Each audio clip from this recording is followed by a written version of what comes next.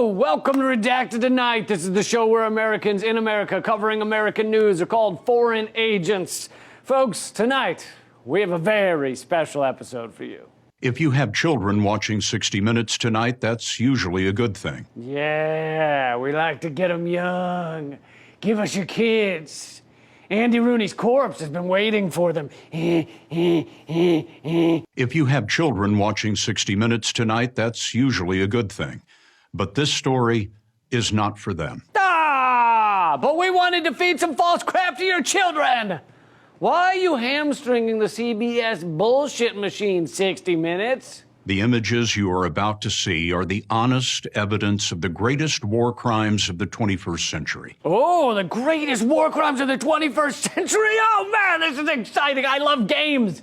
Is he going to show the U.S.-backed genocide in Yemen, largely considered the worst famine and cholera outbreak in a generation? Or is he going to show the endless U.S. bombing of Afghanistan, several bombs an hour throughout the Bush, Obama, and Trump administrations? Or is he going to show us the complete destruction of Iraq, where the U.S. killed 1 million people based on complete lies about WMD, because that was in the 21st century. That one can compete in the game. Or maybe he's going to show us the U.S. economic war against Venezuela that has killed tens of thousands. Oh, maybe he's going to show us the U.S. and NATO decimation of Libya that killed thousands and resulted in warlords competing for who gets to have the most open-air slave markets.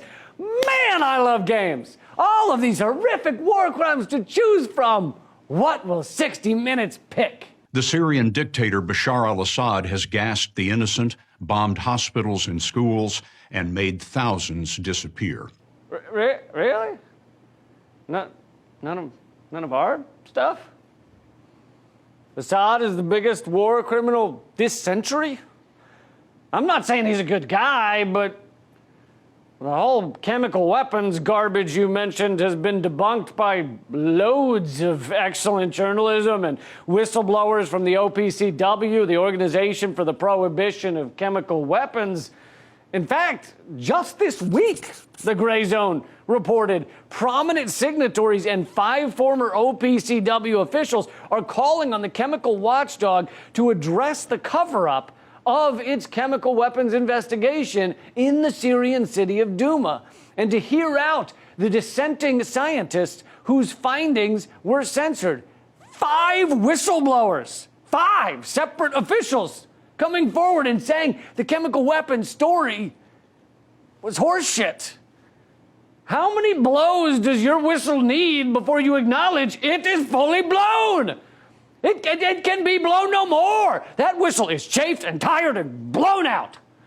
And the bombing hospitals you mentioned, well, since you brought it up, should we maybe talk about how we, the United States, have bombed a bunch of hospitals?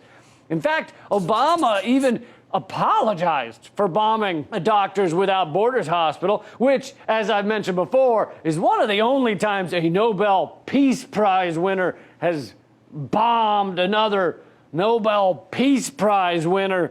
So that's a feather in our caps, right? Or how about the fact that our economic war against Venezuela has attempted to make sure the hospitals are empty of medicines and medical care devices? You don't really have to bomb hospitals if you just make sure they can't really function at all. One outlet known for celebrating U.S.-caused destruction in Latin America, NPR, said Venezuela's healthcare system ready to collapse amid economic crisis. I love you, NPR. Isn't it so funny when the U.S. causes children to die? Oh, NPR, you belong on Evening at the Improv. Great stuff, great stuff. But no, none of that matters to CBS. This 60 Minutes segment also had a written companion piece. In it, they write, some 12 million Syrians, half the pre-war population, have fled their homes in search of safety. many of them multiple times. More than 5.5 million have become refugees in neighboring nations, and hundreds of thousands more are scattered across 130 countries. Another 6.7 million Syrians are internally displaced refugees in their own land. These numbers very well could be true, and this could be a very important report if the next sentence is, "So let's stop bombing them." Or, "So how about America stops cutting off their food supplies?" Or, "So how about we stop training and funding terrorists over there?" If any of those sentences had come next, then that's a great article. I mean, it wouldn't even take an infinite number of monkeys to come up with one of those sentences. You could do it with like a baker's dozen, provided you had enough bananas and something to hump during the coffee breaks, but that's true for humans too. But no, none of those sentences come next. In fact, nowhere in that entire article does it say anything about the American military actions that fostered and continued the destruction of Syria, with the partial exception of just 2 sentences in a 1,000-word article. One of those says the U.S. is invested in Syria. Oh, invested, you say. Man, if we had only invested in GameStop instead, we could have avoided this whole mass murder thing. I think GameStop has very few deaths recently. The only other sentence that mentions U.S. involvement is, the protest started in March of 2011 and quickly morphed into an armed insurgency and eventually a full-blown war, with the U.S. and Europe supporting rebels aiming to topple President Assad. Yeah, it quickly morphed into war because America made sure it quickly morphed into war.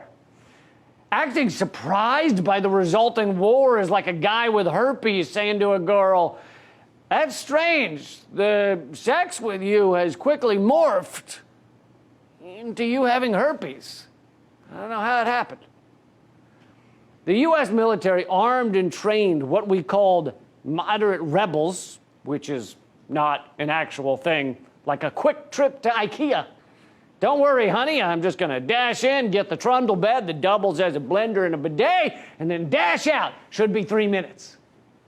What the U.S. calls moderate rebels are really terrorists and extremists, which we trained and armed and then sent off to turn Syria into a fucking war zone. But none of that is mentioned in CBS's article on the history of the catastrophe in Syria. Let's go back to the 60 Minutes piece, which is just getting warmed up, kind of like a vampire that just got the taste of blood. Torture is one of many war crimes committed by Bashar al-Assad's regime. Oh, really? Maybe he got the idea from us. He's stealing our mojo. But in our defense, we did the right thing when it was revealed that the U.S. government and military were involved in torture. Step 1, we admitted our mistake. We did a whole lot of things that were right, but we tortured some folks. We tortured some folks. Sounds so folksy when he says it, doesn't it? Well, we tortured some folks, and we also dropped some bombs on some little whippersnappers. Tell you what, they were down by the hitching post, so we gave them a little what for with the drone bombs. Step 2, we made sure to put someone in prison for those war crimes. The guy who revealed them. Former CIA officer John Kiriakou was sentenced to 30 months for leaking the truth about the torture. And step 3, we promoted the people who had been in charge of the torture. You know, for doing such a darn good job with torturing some folks. Gina Haspel oversaw the torture program at a black site in Thailand, and then in 2018, she was promoted to head of the CIA. Good to see a woman can commit war crimes just like the boys. But in wrapping up the report, CBS waxhead and part-time nose hair model Scott Pelley laments that perhaps our time of helping destroy Syria might be coming to an end. Trouble is, Assad has nearly won the war. The U.S. and others have imposed sanctions, but most criminals will be safe in Syria. Most criminals will be safe in Syria? Oh, shit! Does that mean Mike Pompeo will be moving there? And Joe Biden and Tony Blinken and Gina Haspel and Obama, Clinton, Trump, Pence, Bolton, Matt Lauer, Steve Bannon, Bill Cosby, Jared from the subway apps, and Andrew Cuomo? Oh, shit! They're all moving to Syria? Do we even know if Syria has room for all those criminals? I mean, it will be nice to get them out of America, though, but we'll never really get the smell out. We won't. That conclusion sentence by 60 Minutes right there is so telling. We've tried putting sanctions on Syria, but unfortunately, the war may end. And then what will we do? We'll have to find a hobby or something, maybe collecting scabs. Of course, he doesn't mention that our sanctions, our economic war against Syria, largely just punishes the poorest, weakest people in the country. That's who suffers the most from economic war. Imagine if he had said that conclusion in a more accurate fashion. Imagine if he had said, unfortunately, Assad has nearly won the war.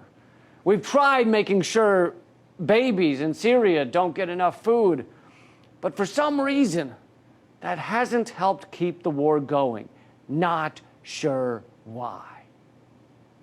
Anyway, thank you, 60 Minutes and CBS News, for always being the sadistic fucks we've come to know and love. Coming to you from Washington, D.C., the belly of the beast, this is Redacted Tonight.